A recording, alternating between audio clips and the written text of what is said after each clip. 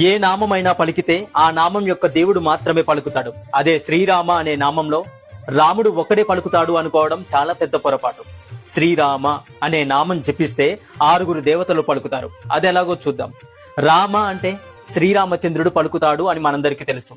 రామ అనే నామం పలికిన చోట, ఉన్న చోట అందరికన్నా ముందర వచ్చి ఆ నామాన్ని విని ఆనందించేది నిస్సందేహంగా స్వామి హనుమంతుడే. శ్రీరామ, శ్రీ అంటే మాతా లక్ష్మీదేవి, రా అంటే శ్రీ మహావిష్ణు. ఓం నమో నారాయణాయ అనే మంత్రంలో నుంచి రా అనే జీవాక్షరాన్ని తీసుకున్నారు. మా అంటే శివుడు. ఓం నమ శివాయ అనే మంత్రం నుంచి మా అనే జీవాక్షరాన్ని తీసుకున్నారు.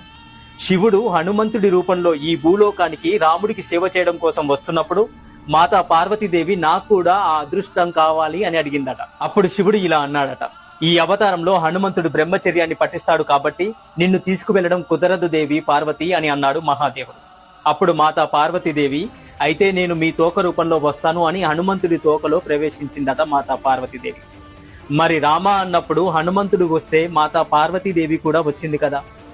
శ్రీరాముడు, హనుమంతుడు, లక్ష్మీదేవి, శ్రీ మహావిష్ణువు, శివుడు, మాతా పార్వతీదేవి ఒక్క నామం పలికితే ఈ 6 దేవతలు